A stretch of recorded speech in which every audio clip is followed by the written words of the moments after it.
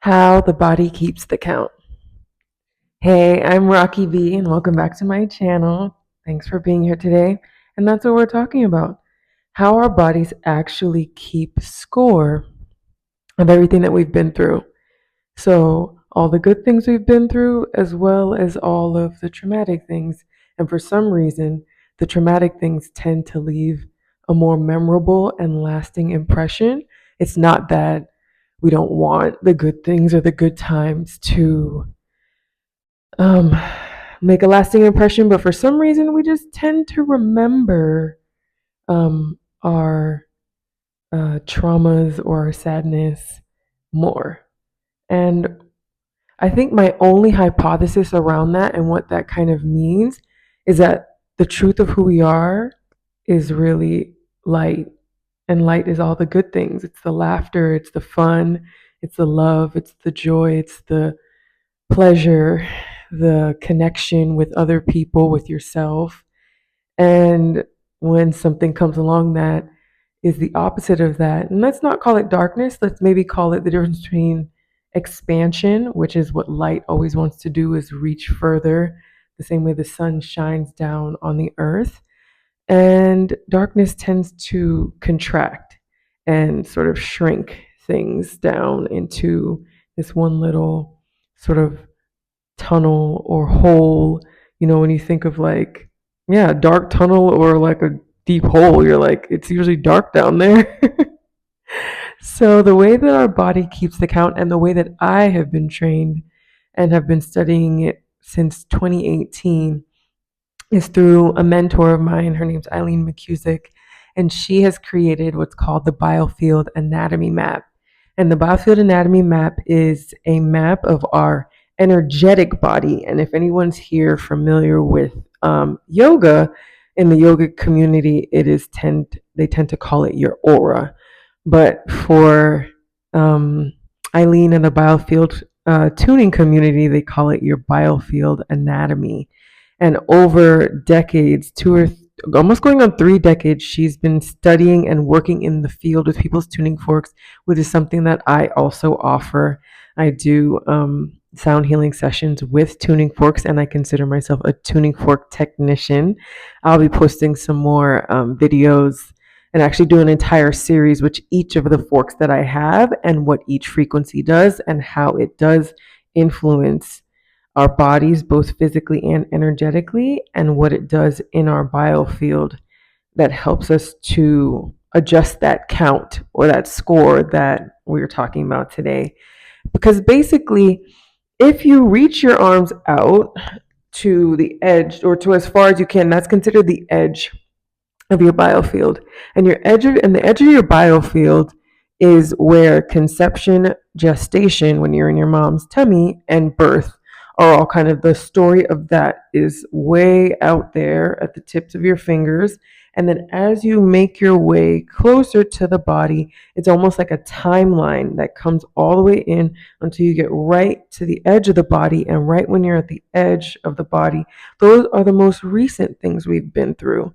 And so this is why there's that expression that time heals all, because basically as we get older, that timeline starts to stretch out. Our field doesn't stretch out, but the timeline itself, it's almost like going from like inches to centimeters, and that timeline and it extends out in both directions because it is what's called a toroidal field, which is a sort of sphere. Toroid. I'll put it in the description and put a definition since it's clearly not rolling off the tongue with ease. But our biofield is a toroidal shape, which is a multi-dimensional sphere. And basically it stretches out to both directions, and in either direction, it's the story. So our the boundary edges is of course the beginning of our lives, when we just popped onto the earth plane. And then as you come in, it's like it starts from one all the way to whatever your age is here. It's really close. So if you've had like a recent upheaval, some sort of breakup, a heartbreak, for me this year has been the LA fires. A couple years ago, my mom passed away. these things are for me are still very close. So you still feel the resonance. You still have, there's still a sort of, yeah, there's everything's vibration and frequency. And so you still feel the energetics and the frequencies of those experiences when they're recent. And then the longer time goes on, the further away it gets in your field.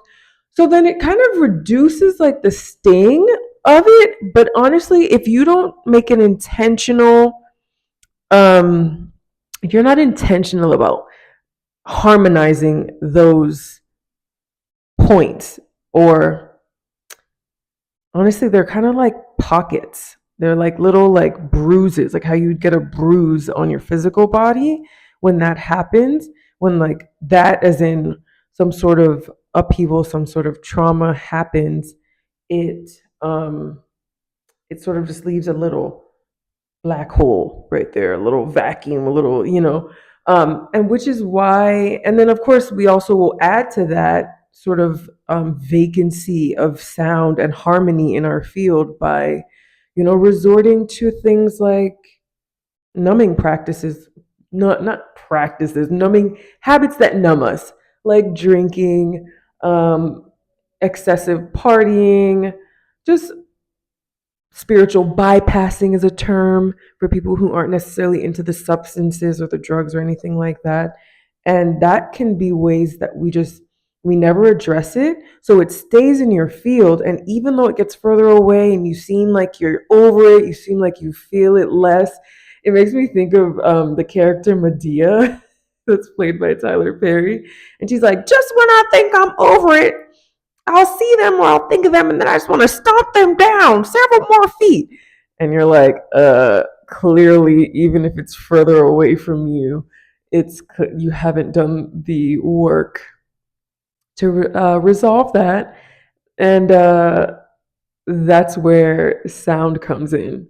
And that's where intention comes in, is to then be intentional about harmonizing the frequencies that are sounding in your field. Because once you've been through something, you've been through a divorce, then every time you encounter a new romantic relationship, the frequency of that divorce is in your biofield. So that is where it's being counted. There's your body's keeping this score.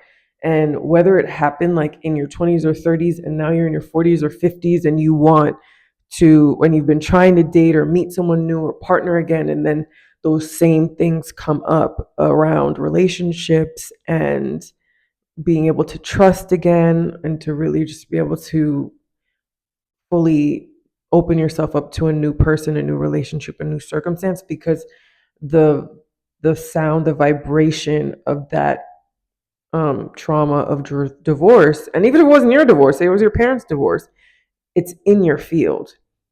And so, what you would do to correct that, or yeah, to harmonize it, to correct it, to rectify it, to reconcile with it, is you would then become intentional. And the way you become intentional is first with awareness.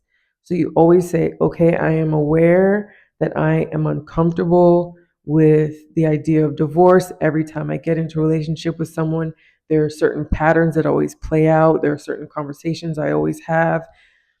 I push people away, I ghost people, whatever your particular expression to that frequency that is coming from that experience of emotional upheaval and trauma that's there's just like, again, there's like a stroke, it's a count that's being kept.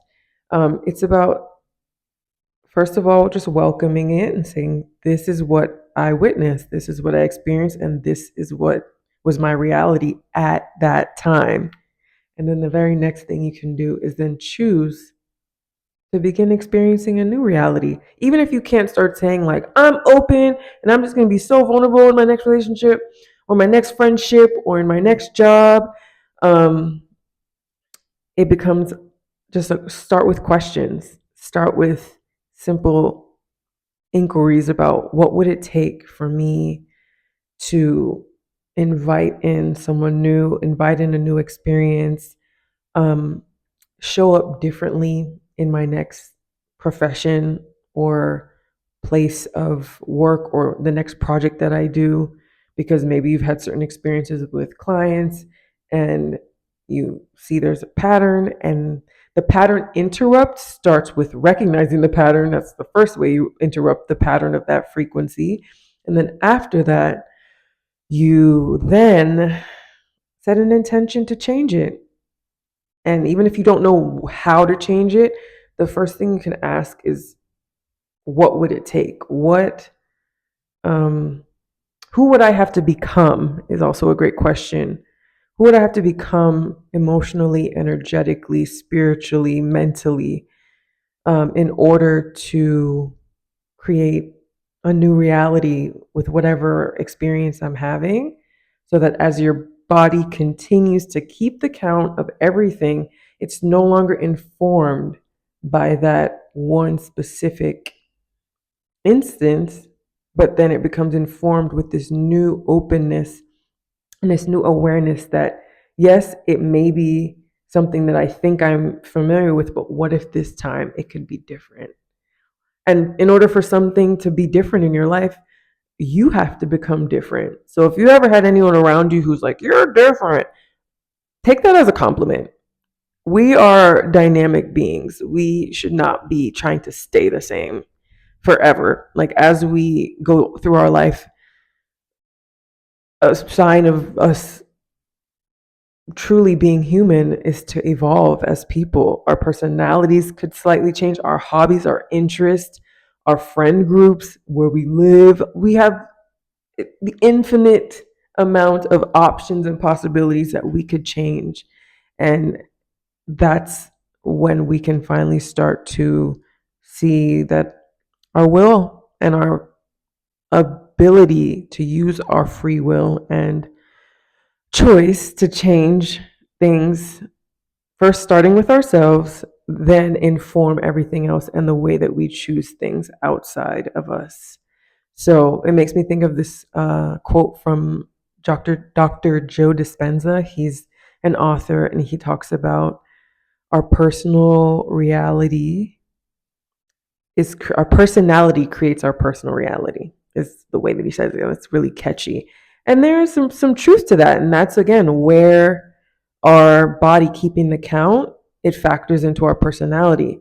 Because then if we're someone who's prone to anxiety, it's because of all of the times that we experience moments of uncertainty, of fear, and then they are just stamped in our energetic field and then still informing our choices. So then we start moving through our life as this very anxious person. And I would definitely say the first thing is awareness, writing it down, saying it out loud, just becoming aware of the places that you are realizing that you have patterns and you respond similarly.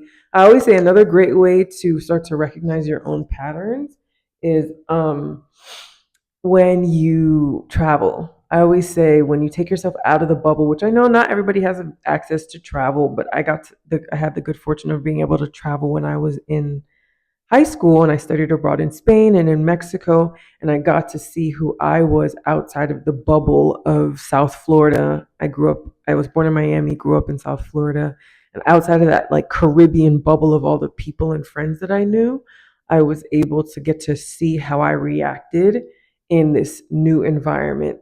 So maybe you can't get far away, but what would it take to maybe just go one city over and spend a weekend somewhere else? Or um yeah, take a big leap in some ways, change your environment, even if it's locally. Maybe you always hang out at one cafe or one bar that you like to hang out with the same people, and maybe you just try one new thing, one new place, and go experience a new group of people. Find a group you can meet up with online. There's so many, different groups on different social media platforms and apps, and then just start to see who you are when you are in a space where there's all new people who don't have any preconceived notions of you, and allow those things to open up your awareness.